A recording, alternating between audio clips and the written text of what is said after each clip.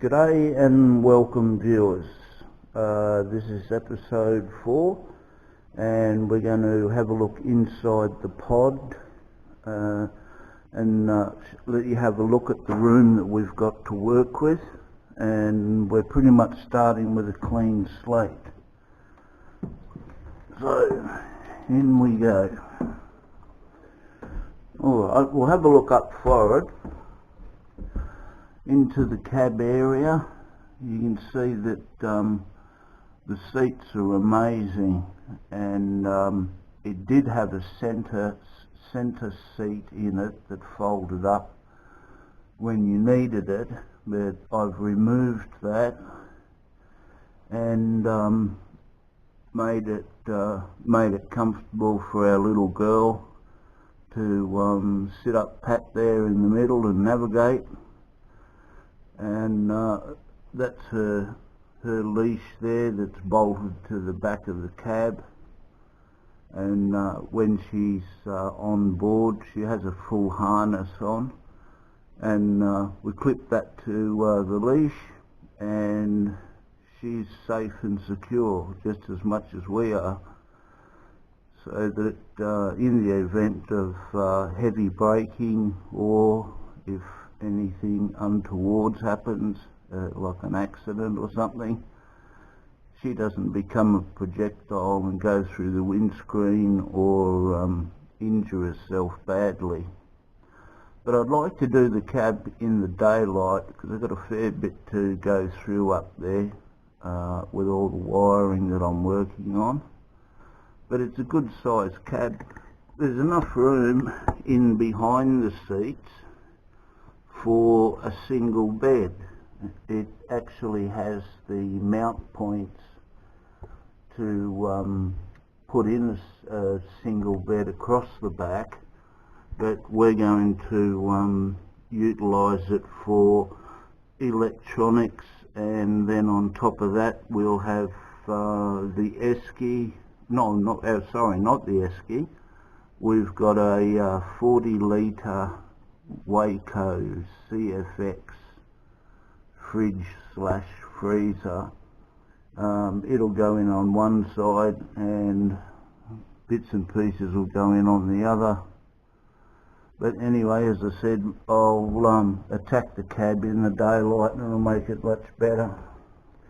This opening, you can obviously dive between the pod and the cab, so you don't have to actually get out of the vehicle to hop into the front.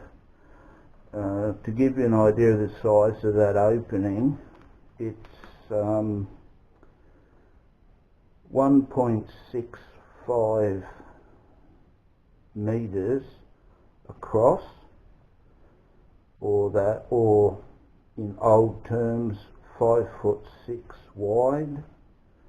It's 680 high, which is 2'3". So it's a fair bit of room to get through, and you don't have any struggles. Up above we've got the stereo. They had the stereo in the front piped in through the speakers in the back.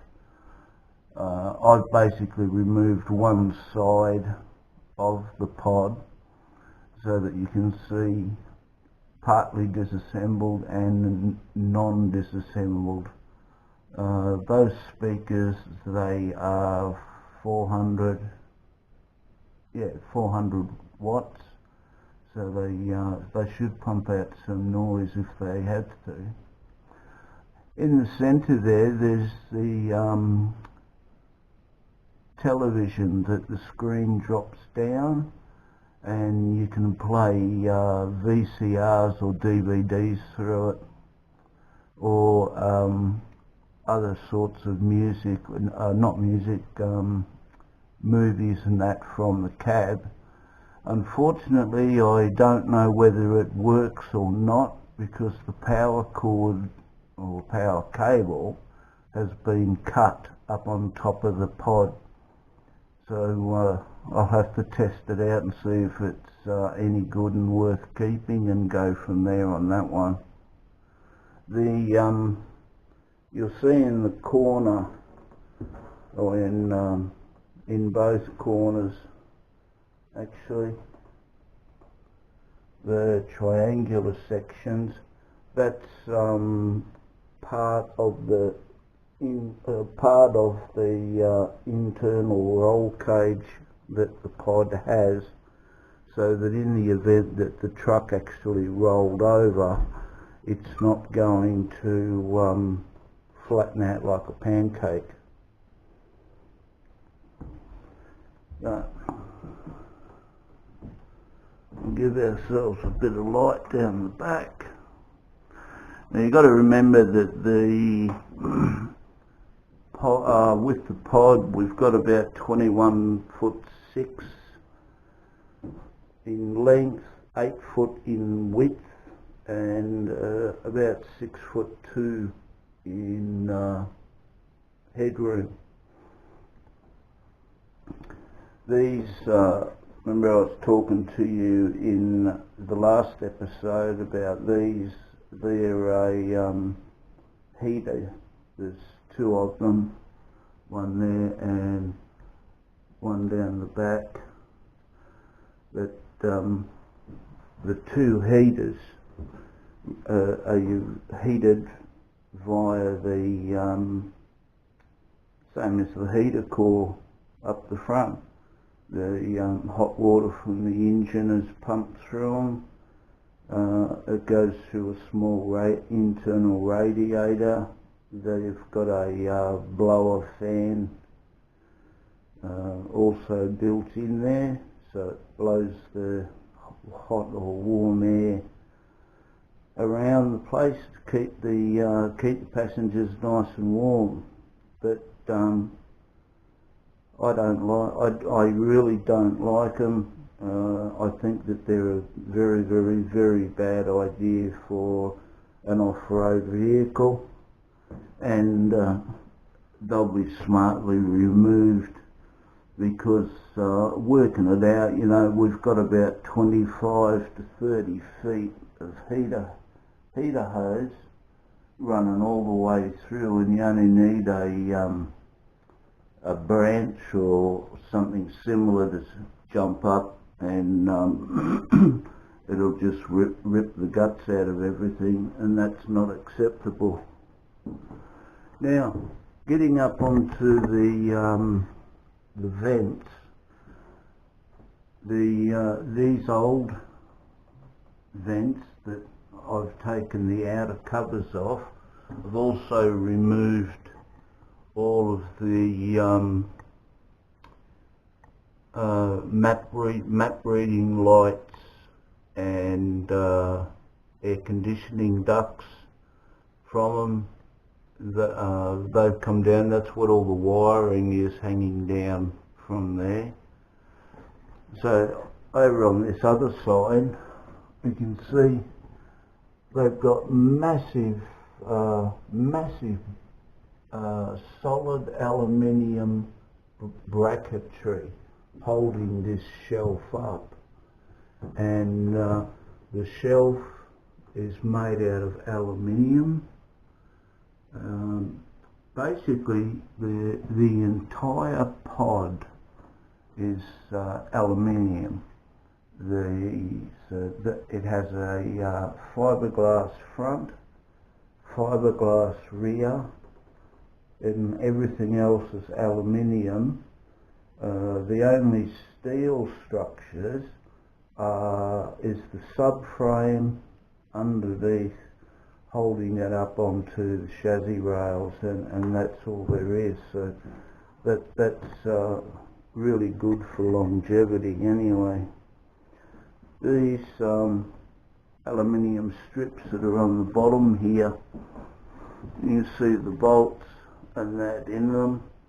That's where the seats were bolted to them, and once they're taken off the wall, these strips with the bolts, etc., I'll be able to use those on the roof rack or elsewhere as movable tie-down points. So that's going to be excellent. It's Sue's new 4-burner stove, oven and grill. All this stuff that we've got for the truck, we've been accumulating it since 2004, because back in 2004 we bought a Bedford school bus, which would be probably equivalent to a Bluebird in the United States. And along the way we continued to purchase equipment and bits and pieces, the stove, the fridge and everything else that we've needed, water tanks, etc. Then after the Bedford bus we bought a Denning, which was a 40-foot coach, but once we got it home and started pulling some sheets and that off it, we found that it was just a rust bucket, not worth fixing or anything at all. So I know it wasn't worth fixing or anything, but that's what I ended up doing. And I got halfway through building that and had an industrial accident, and that brought all that to a screaming halt. That's the escape hatch in case we fall over, but I don't think we're going to fall over. That's one thing I don't want to do. Oh yeah, coming back over to this side, we've got the those map reading lights and air conditioning ducts, and also there's a speaker in the centre.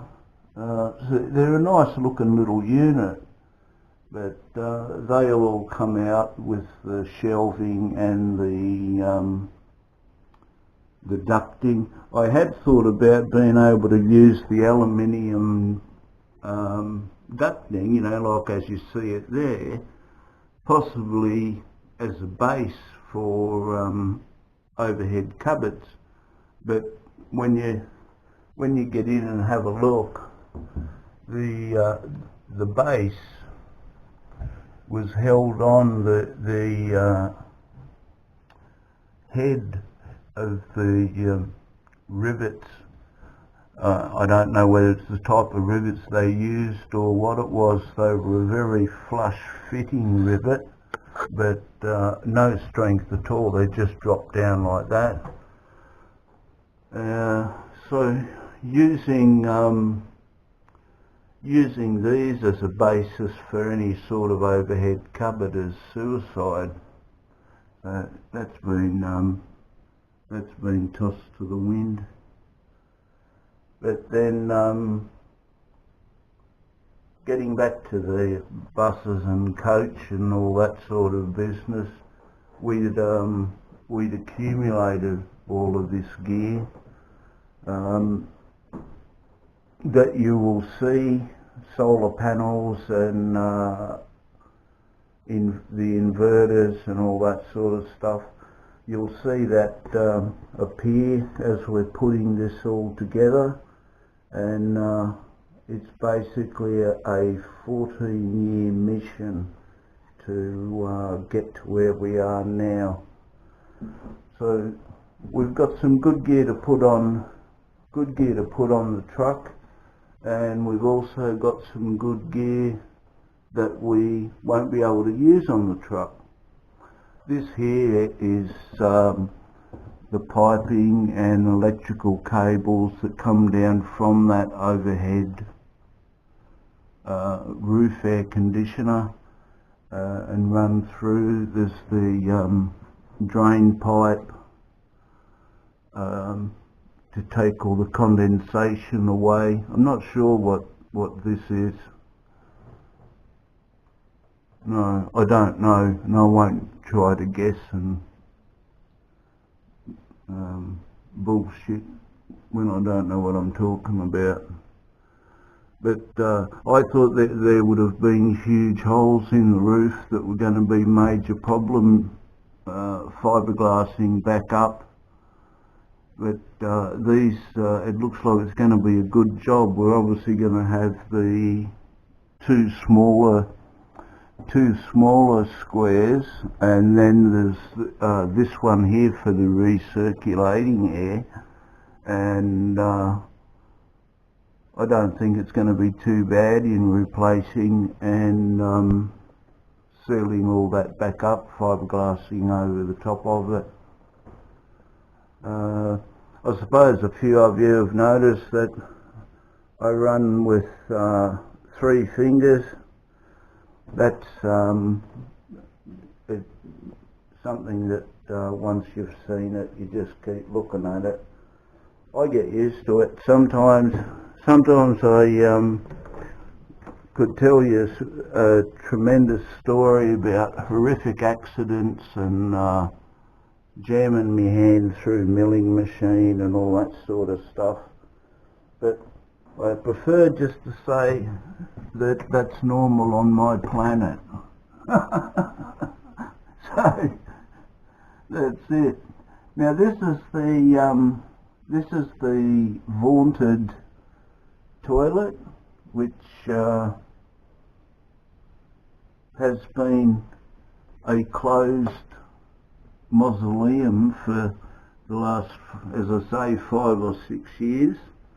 It's clean, it's tidy, and it's in good condition, very good condition for something that hasn't been used. And this was the toilet that I was talking about. As I say, that I think that the black tank is actually in the bottom of this unit. If any of you have got experience with something like this, please let me know. I'd appreciate that. And it's a flush toilet, it's got the flushing mechanism in that. Little tiny baby sink. You open up the bottom door and there's the paper towel dispenser. Just pops through the flap.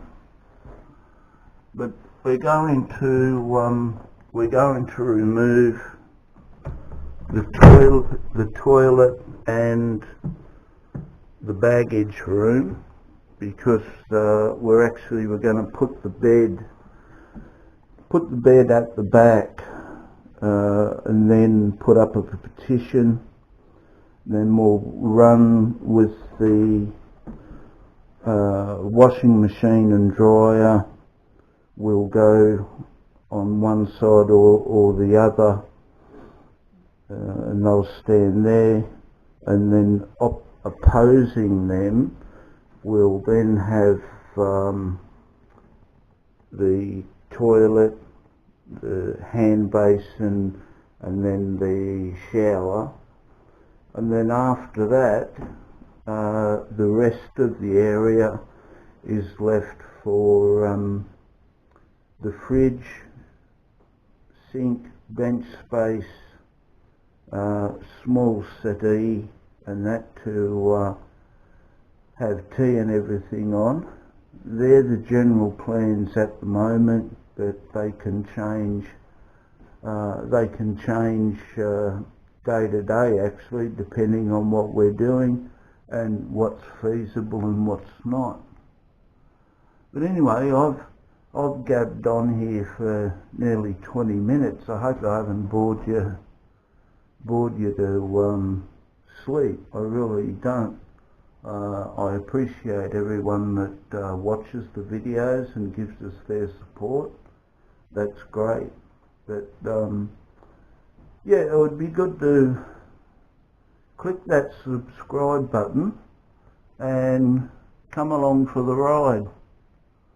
If it gets boring or hopeless, you can just delete. That's no drama. But yeah, I would appreciate your company, and as we go along I'll introduce you to the family, and I hope that we can all have a good time.